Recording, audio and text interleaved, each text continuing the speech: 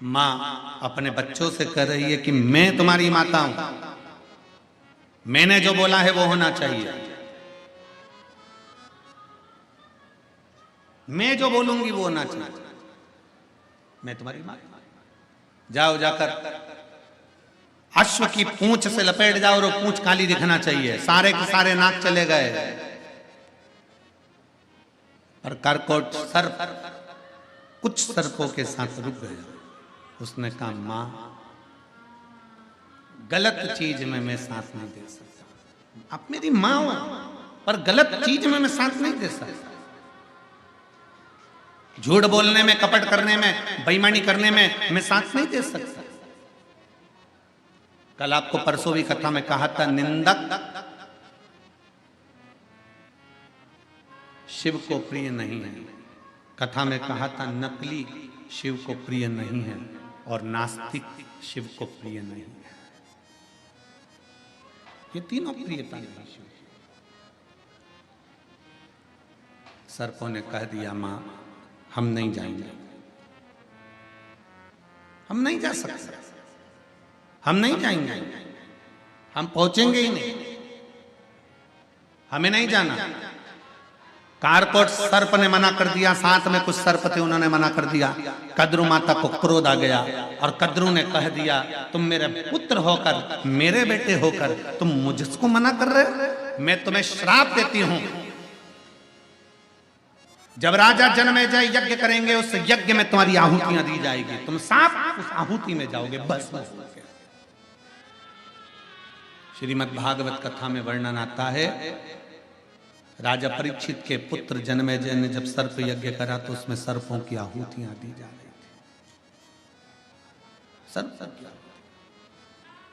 कारकोट के पास में सारे सांप आ गए।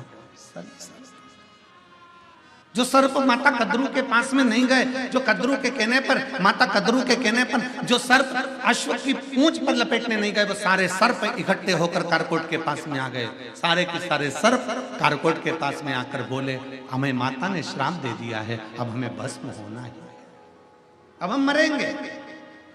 हमारी माता ने हमको श्राप दिया है, अब हमें मरना है, हमारे प्राण छूटेंगे, हमारे को जाना है।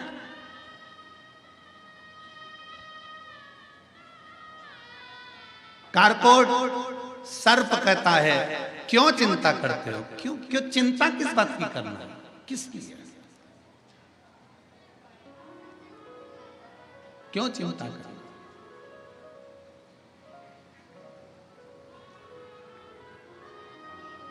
शिव जी के गले में बासुकी नाग पड़ा हुआ, शंकर जी के गले में सर्प पड़ा है कि नहीं पड़ा? बोलो बोलो, जम के बोलो। पड़ा। दर्शन किए फोटो में, चित्र में, मूर्ति में? बोलो, जम के बोलो जरा, दोनों हाथ उठाकर हर हर मां करें ना दर्शन सबने। शिव जी के गले में सांप पड़ा हुआ है, शंकर भगवान ने वो सांप अपने गले में धारण कर कर रखा है। क्यों धारण कर कर रखा? शिव जी के मस्तक पर चंद्र लगा हुआ है। क्यों लगा हुआ है? शिव जी ने चांद को, अपने मस्तक पर चंदा को क्यों धारण कर कर? क्यों? किस लिए?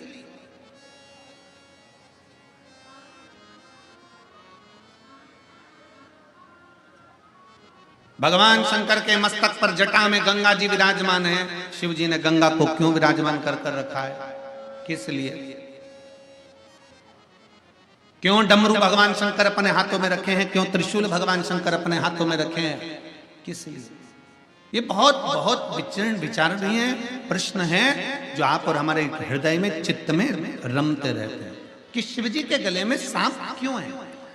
शंकर जी के गले में सांप क्या शंकर जी की रक्षा के लिए है? शिव जी के गले में जो सर्प पड़ा है, क्या शिव जी की रक्षा के लिए है? जम के बोलो। नहीं, शिव जी के गले में जो सांप पड़ा हुआ है वासुकी, वो शंकर भगवान की रक्षा के लिए नहीं है, वो वासुकी अपनी खुद की रक्षा के लिए है कि मैं शंकर के करीब में रहूंगा तो मैं जन्मेजय के यज्ञ में भस्म नहीं हो पाऊंगा। मैं शिव के करीब में हूं। एक नाग, एक सांप, वासुकी सर्प भी हमको प्रेरणा दे रहा है। शंकर जी के गले में पड़ा हुआ सर्प में प्रेरणा दे रहा है कि माता ने श्राप दे दिया कद्रू ने कि सर्प तुम मेरे कहने पर नहीं चले हो तो जन्मेजय के यज्ञ में तुम्हें भस्म होना पड़ेगा। शंकर भगवान के गले में सांप पड़ा हुआ है क्योंकि वो सर्प जानता है कि अगर मुझे भस्म होने से कोई बचा सकता है तो केवल एक देवाधिदेव महादेव बचा सकते हैं, कि किसी की सामर्थ्यता नहीं कि कोई मुझे भस्म होने से बचा जाए। अकाल मृत्यु वो मरे जो काम करे चंडाल का, काल उसका क्या बिगाड़े जो भक्त हो महा। शिव मुझे बचा सकते हैं भस्म होने से। केवल शंकर भगवान वासुकी नाग को भस्म होने से नहीं बचा रहे। शिव महा 4 गड्डियां 3-3 बेलपत्र की बनी और 12 बेलपत्र। अशोक सुंदरी वाला जो स्थान होता है, सबको मालूम है ना अशोक सुंदरी का स्थान। अशोक सुंदरी वाला जो स्थान होता है वो 12 की 12 बेलपत्र की 4 जो गड्डियां हैं वो गड्डियों को 4 बेलपत्र का जो क्रम है वो पूरी गड्डियों को तीनों चारों को ले जाकर शंकर भगवान के उस सुंदर अशोक सुंदरी वाली जगह पर केवल महीने की किसी भी महीने की 2 प्रदोष आप अपने हृदय से बाबा की अशोक सुंदर वाले स्थान पर समर्पित कर कर 1 लोटा जल शिव जी को उत्तर की ओर मुख कर कर समर्पित करें। कारकोटेश्वर महादेव का नाम लेकर समर्पित करिए कि ऐसी भी विषम परिस्थिति चल रही होगी उसका हल निकल ही जाए,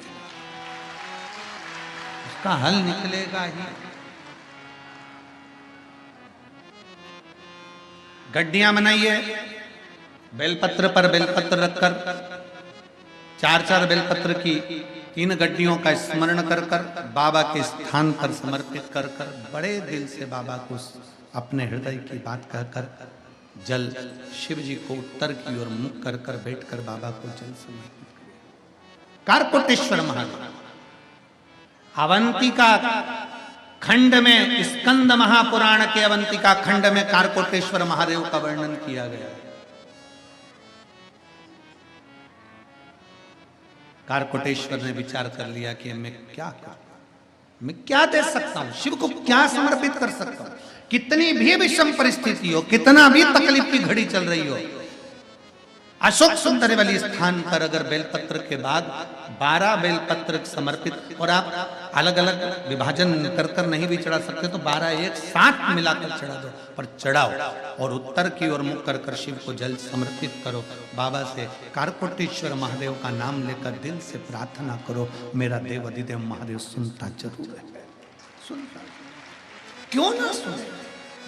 अगर विश्वास रखकर करा है, एक पत्र